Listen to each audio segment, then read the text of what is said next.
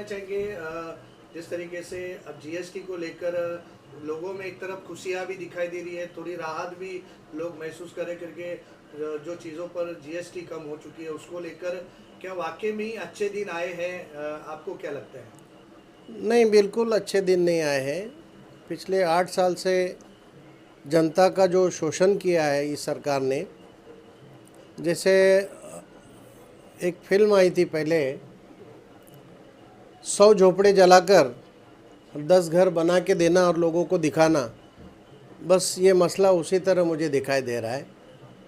कई सालों से जीएसटी के नाम से करोड़ों अब्जों रुपया ये सरकार ने समेटा है और अब जाके दिखा रहे कि हम दिवाली के मौके पे या नवरात्रि के उत्सव के समय राहत दे रहे जीएसटी से वगैरह। ये काफ़ी लेट हो चुका है। ये पहली बात, ये शुरुआत में ही होना नहीं चाहिए था, लेकिन जो सरकार ने किया है ये तारीफ़ काबिल नहीं है बिल्कुल। सर, जिस तरीके से अभी का माहौल दिखाई दे रहा है, एक तरफ राहुल गांधी जी बार बार लगातार बोल रहे हैं वोटों में कहीं ना कहीं चोरी की गई है और उसको लेकर विपक्ष को घेरे में ले रहे हैं, वो उसको लेकर क्या कहेंगे? वाकई में ये इस तरीके का कार्य हुआ है क्या? देखिए, राहुल गांधी जी हमारे कांग्रेस पार्टी के नेता है। उन्होंने बहुत कुछ अभ्यास किया है। अभ्यास करने के बाद ही हकीकत में किस तरह चोरी होती है वो उन्होंने समझ लिया।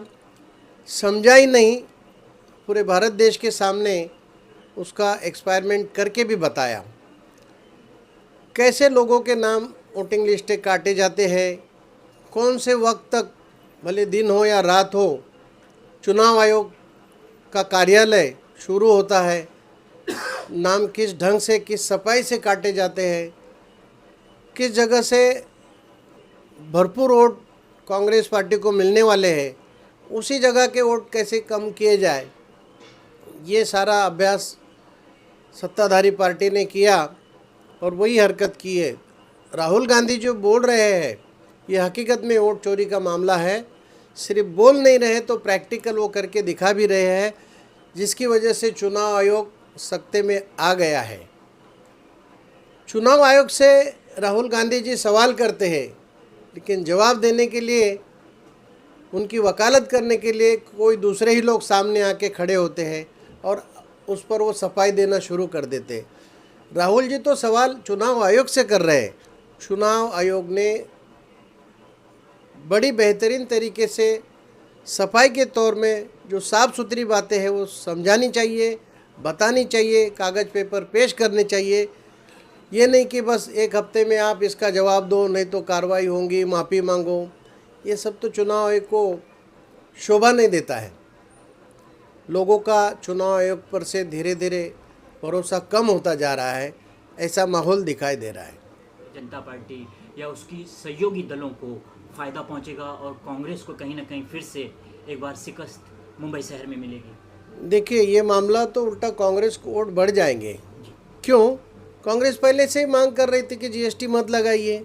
राहुल जी हमारे जो नेता है कांग्रेस पार्टी के, पहले दिन से ही मांग कर रहे थे कि जीएसटी नहीं लगनी चाहिए, और अब जाके 8 साल के बाद उनके समझ में आया कि हकीकत में जीएसटी नहीं लगनी चाहिए और उन्होंने ये जीएसटी कम कर दी है। तो ये कांग्रेस की मांग थी और ये मंजूर की उन्होंने। तो लोगों को ये समझ में आ चुका है कि कांग्रेस जो मांग कर रही थी वो जायज़ मांग थी। आने वाले मुंबई महानगर पालिका में इसका फ़ायदा कांग्रेस को ही होगा और कांग्रेस की जो सीटें हैं ज़्यादा से ज़्यादा चुन के आएंगी, क्योंकि प्रोफेसर वर्षाताई गायकवाड़ जो मुंबई कांग्रेस की अध्यक्षा है, हर कार्यकर्ता को अच्छी तरह से परख के, जो समाज कार्य में रुचि रखता है, ऐसे ही कार्यकर्ताओं पर उनका ध्यान है और ऐसे ही कार्यकर्ताओं को वो टिकट भी आने वाले चुनाव में देंगी और ज़्यादा से ज़्यादा कांग्रेस की सीटें चुनकर आएगी। पिछले कई वर्षों से सर कांग्रेस के सक्रिय नेता रहे हैं आप, भली भांति जानते हैं शिवाजी मानखुर विधानसभा को पीए रहे हैं यूसुफ भाई के, प्रोफेसर जावेद खान साहब के। ऐसे में क्या लगता है कि जो विधानसभा में नगर सेवक सीटें हैं, क्या लगता है कितनी सीटें शिवाजी नगर विधानसभा में कांग्रेस की झोली में जा सकती हैं? इस बार तो 9 में से कम 5 सीटें कांग्रेस की झोली में मिल सकती है, क्योंकि कांग्रेस के पास दिखावा नहीं है। प्रैक्टिकल कांग्रेस के वोटर जो है वो जनता है, जनार्दन है, और उनके सब समझ में आ गया है कि कौन सी पार्टी को चुन के देने से क्या फ़ायदा होता है आम लोगों का। इसके पहले भी 9 नगर सेवक रह चुके हैं। ईशान्य मुंबई जिला में बोलबाला था कांग्रेस का, और ख़ास करके मैं बताऊंगा ट्रॉम्बे विधानसभा क्षेत्र हो या मानपुर शिवाजीनगर विधानसभा क्षेत्र हो, ये कांग्रेस का गढ़ है, आज भी गढ़ है। भले कुछ लोग नेतृत्वहीन हो चुके हैं, लेकिन कांग्रेस ने और कांग्रेस के चाहने वालों ने फिर से कांग्रेस एक जिंदा कर दी है। वर्षाताई का नेतृत्व है, उनकी पैनी नज़र है, वो भली भांति कार्यकर्ताओं को अच्छी तरह से जानती है, और आने वाले दिनों में मुंबई कांग्रेस में ज़्यादा से ज़्यादा नगर सेवक उन्हीं के नेतृत्व में चुन के आएंगे, ऐसी मैं उम्मीद करता हूँ। क्या लगता है सर, कौन से वार्डों में कांग्रेस पार्टी का दबदबा यहाँ पर रहेगा? खास करके शिवाजी मानपुर विधानसभा में कौन से ऐसे वार्ड हैं जिस पर कब्जा कांग्रेस पार्टी जमा सकती है? वार्ड नंबर 135, 36, 37, 38, 39, 40, आगे देखो चीता कैम्प, अनुशक्ति नगर का भी हिस्सा आता है। लेकिन यहाँ सब ये कांग्रेस का मराठी में बाले किला जिसे कहते हैं, गढ़ कहते हैं हिंदी में, वैसा ये गढ़ है। यहाँ की जनता जो है उन्होंने हर एक को मौका देकर देखा, भले वो समाजवादी पार्टी के हो या दूसरे पार्टी के हो, लेकिन कांग्रेस के सिवा कोई भी कारपोरेटर जो लोगों का काम ढंग से करने वाला नहीं, ऐसी लोगों की धारणा बन चुकी है। इसीलिए ये ट्रॉम्बे तालुका पुराना जो था, इसको फिलहाल मानपुर शिवाजीनगर कहते हैं, यहाँ भली भांति सीट आएंगी, और मुंबई में भी काफ़ी जगह से कांग्रेस की सीट आ जाएगी। सर एक आखिरी सवाल, लाडली बहन को लेकर ही सरकार फिर से सत्ता में आई, महाराष्ट्र की सरकार, तो क्या लगता है फिर एक बार कई नई बातों को लेकर महानगर पालिका चुनाव में भी इसी तरीके से लुभाने वाली बातें हो या लोगों के हित के लिए जो फायदे की बातें हुए ला सकती है और फिर वोटों को अपनी ओर घुमा सकते हैं, ऐसा लगता है क्या? देखिए, लोगों को लुभावनी बातें सुनना ठीक लगता है, लेकिन जब उन्होंने परखा कि चुनाव के पहले ही ये सब मुद्दे आते हैं, और बाद में कई जो अभी बहनें हैं वो परेशान हो चुकी है ये सरकार से कि भाई पहले तो हमें लालच दिया, हमसे वोट ले लिया, और हमारी जो आने वाली पेंशन बोलिए या 1500 रुपये जो शुरू किए थे वो भी बंद कर दिए। कोई अलग अलग कारण बता के कुछ दिन में तो 50% भी लोगों को नहीं देंगे बहनों को। वो जब चुनाव था इसलिए ज़ोर शोर में उन्होंने ये डंका बजाया था, और अब धीरे धीरे उनको पता चल रहा है कि सरकार पर बोझ भी कितना बढ़ रहा है, हमने क्यों ये फैसला किया था, अब सरकार के समझ में भी आ चुका है, ऐसा लग रहा है। अब महाराष्ट्र में बाढ़ जो है बड़े पैमाने पे है, और जो किसानों को मदद मिलनी चाहिए ऐसे वक्त में उनके तरफ अनदेखा किया जा रहा है।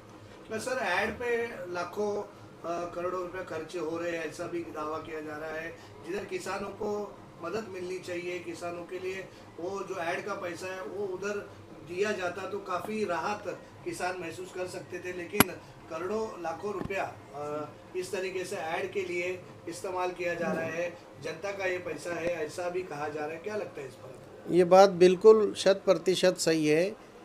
कोई अगर हमें मराठी में कहा होता है दादा मना, मला दादा मना, अगर कोई मुझे बड़ा भाई नहीं बोलता है तो उसके लिए मुझे करोड़ों रुपया खर्चा करना पड़ रहा है, अब्जों रुपया खर्चा करना पड़ रहा है।